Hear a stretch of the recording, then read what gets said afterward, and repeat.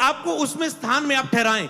प्रभु सुबह 10 से 11 बजे 1 घंटा तेरे पास आऊंगा, दोपहर को 1:30 से 2 बजे तक आधा घंटा तेरे पास आऊंगा, रात को 8 बजे से लेके 9, 10, 11 3 घंटे तेरे पास रहूंगा। अब प्रभु को पता है सुबह दोपहर रात को अब 3 घंटे, उसको पता है 3 घंटे ये उठने वाला नहीं, रोज आता है, तो वो आपकी प्रेयर को डिजाइन करेगा पवित्र आत्मा, इन 3 घंटों में आपके साथ क्या करना है। मैंने देखा अपनी लाइफ में, जब मैंने वायदा किया कि इतने टाइम तक बैठूंगा, सारी प्रार्थना होती रही, उस टाइम के अंदर अंदर ही पवित्र आत्मा ने अपना सारा काम मेरे दिल में पूरा किया। समझ पा रहे कोई चीज? समझ पाया कोई?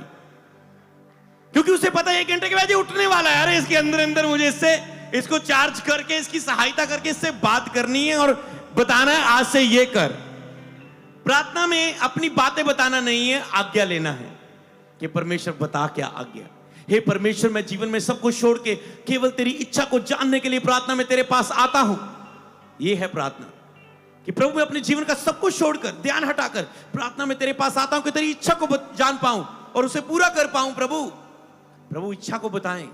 आज 2 घंटे तेरे सामने हूं, बातें करें। वो ये नहीं चाहता केवल आप उससे बातें करें, वो ये चाहता है वो आपसे बात करे। तो उसके लिए विशेष स्थान, उसके लिए चुप होना, और उसके लिए तीसरा हिस्सा,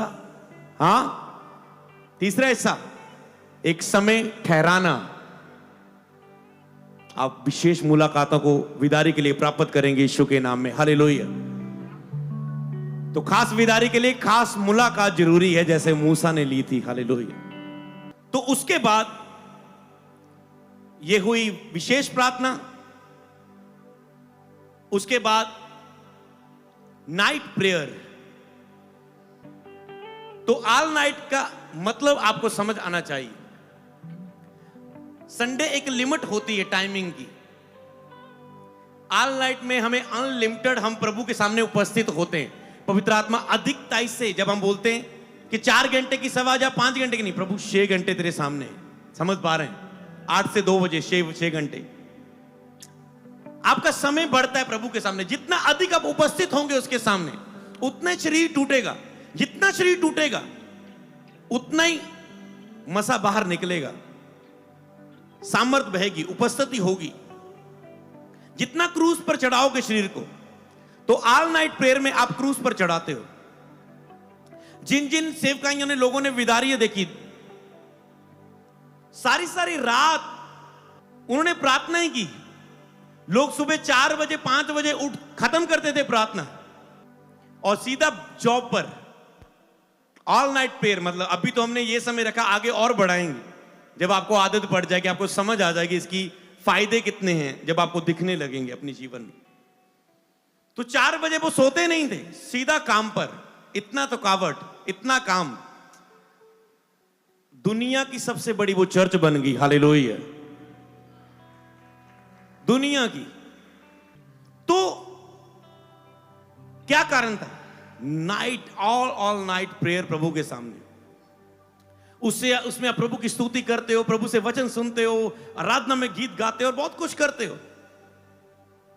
आपके पास समय होता है।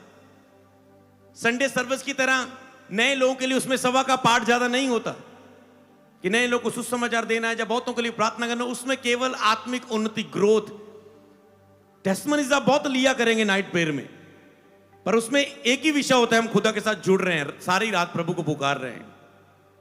इसके विषय में हम और बातें करेंगे, पर मैं कुछ इसके विषय में वचन पढ़ना चाहता हूं। पहले भजन संहिता 63 और 6, 63 की 6 आयत को हम पढ़ेंगे। कहते, जब मैं बिछोने पर पड़ा तेरा स्मरण करूंगा, तब रात को एक पहर में तुझ पर ध्यान करूंगा।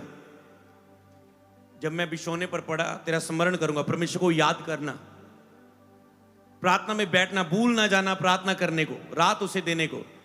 कहता रात के एक पहर, जब दुनिया सोई हुई है, दुनिया उठने से पहले, दुनिया सो जाने से बाद।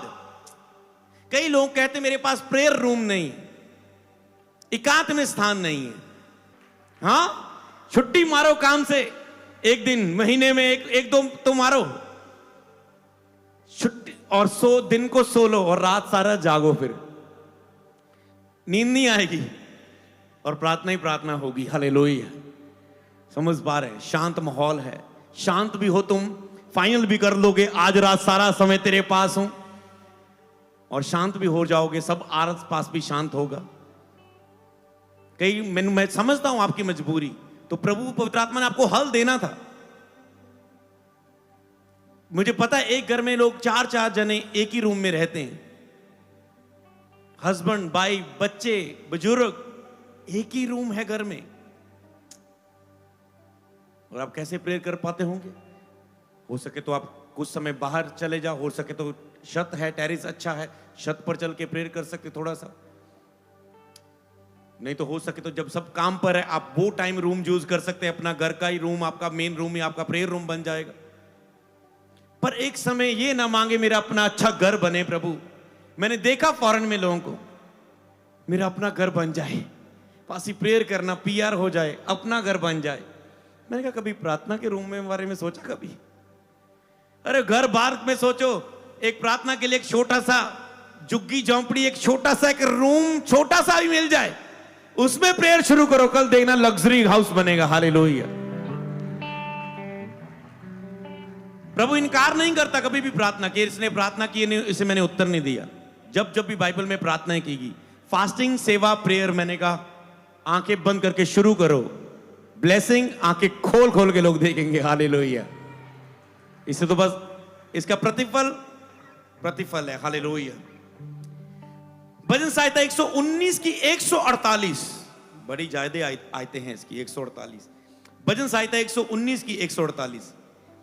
मेरी आंखें रात को एक एक पहर से पहले खुल गई, मेरी आंखें रात को एक पहर से पहले खुल गई कि मैं तेरे वचनों पर ध्यान करूं। वाओ, आप सो रहे हैं, रात को अचानक से आंखें खुल गई और आपने उठते ही बाइबल को उठा लिया और उसके वचनों पर ध्यान करने लगे और उसकी सुनने लगे। कितना सुंदर समय होगा वो आपके लिए। सोच के देखो, सोच के देखो। हालेलुया।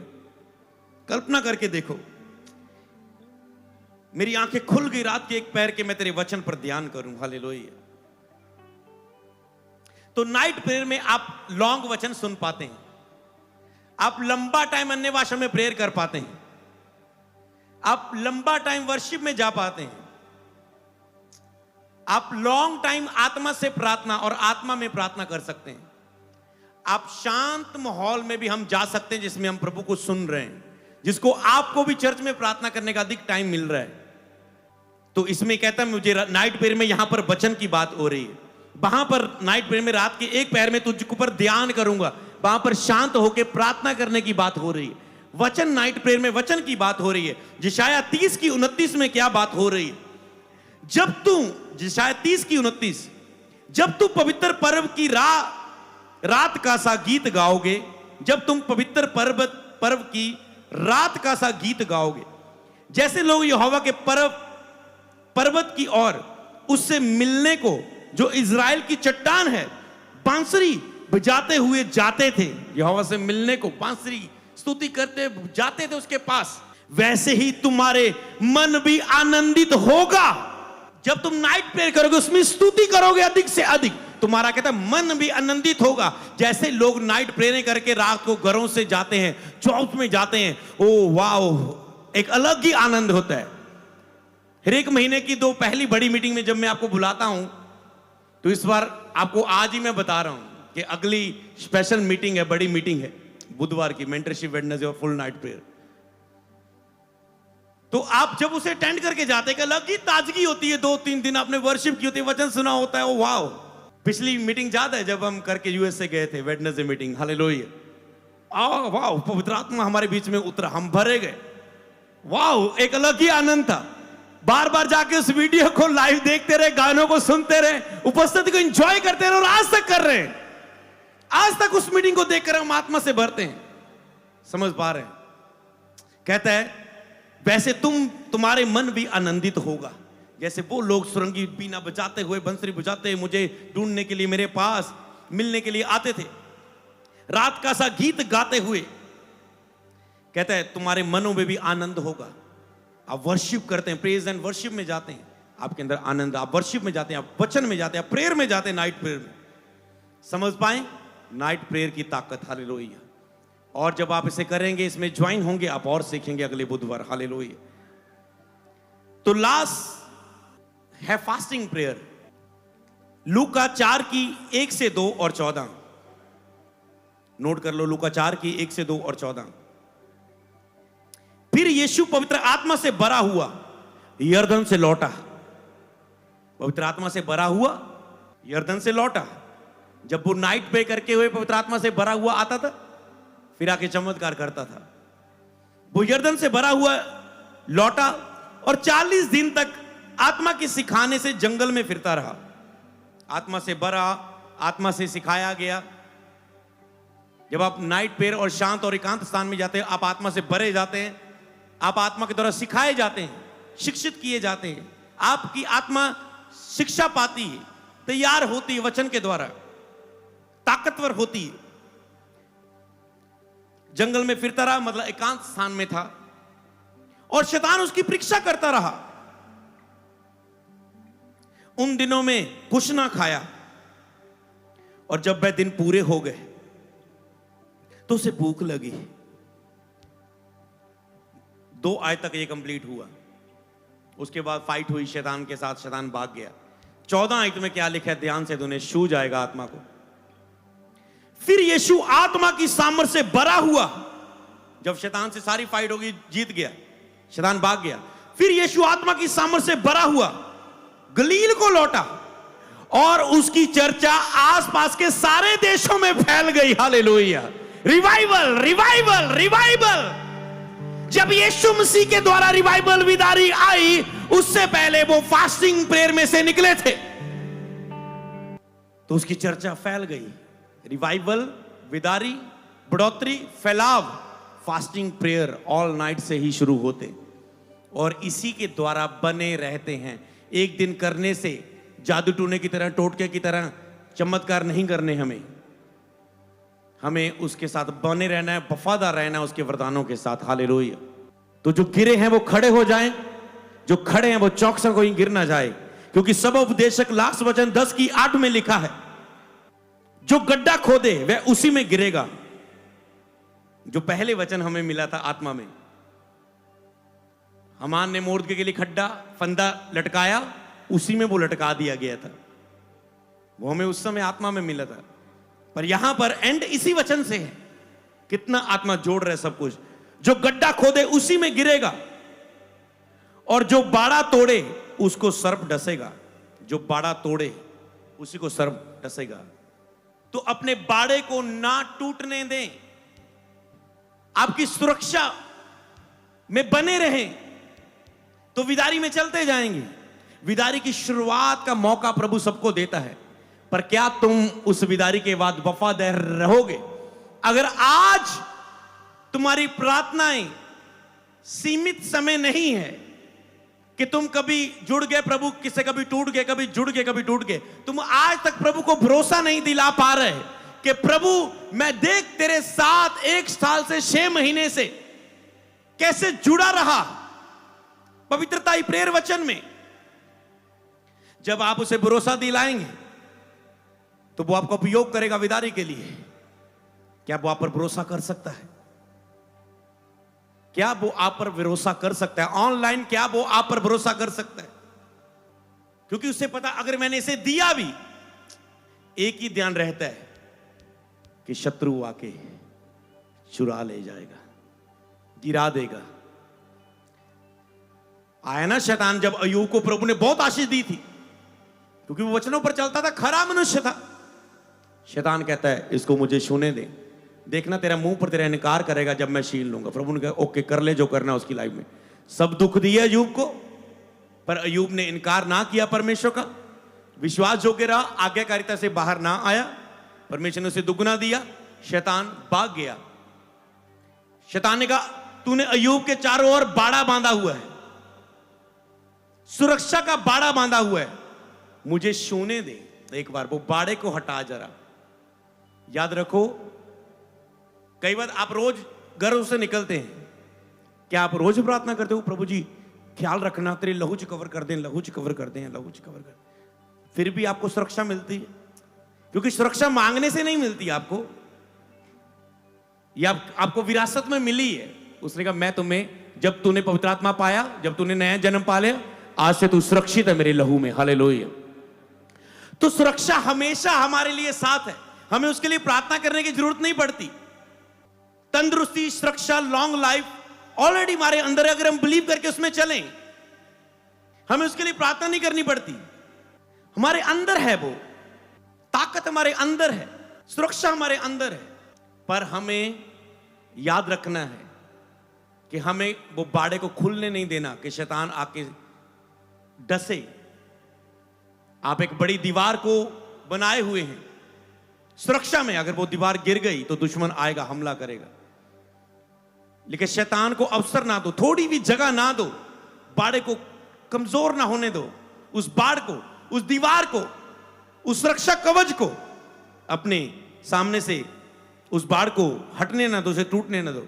जब आप अनाज्ञाकारिता करते हैं, पाप करते हैं, वो बाड़ा टूटता है, आप खड्डों में फिर गिरते हैं, शत्रु अटैक करता है। पर कई बार प्रभु इंतजार करता है, आप गिरते हैं और वो इंतजार करता आप उठें और आप शैतान के द्वारा संघर्ष से बचाए जाएं। पर आप देरी करते उठने में, देरी करते जा रहे हैं।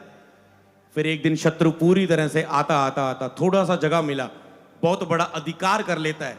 फिर आप बड़े खड्डों में चले जाते, समय बर्बाद होता है, अशांति में जाते हो, दुखों में जाते हो। पर याद रखना, निकाल वो ले ही गा, वो तुम कितने भी खड्डे में क्यों ना हो, वो निकाल लेगा, पर तुम्हारा समय वेस्ट होगा। इसलिए विदारी के लिए खड़े रहना, सुरक्षा का बाड़ा आपके साथ है, सुरक्षा में कवर रहना आपकी जिम्मेवारी है। प्रार्थना और उपवास ही आपके बाड़े को बना के रखता है।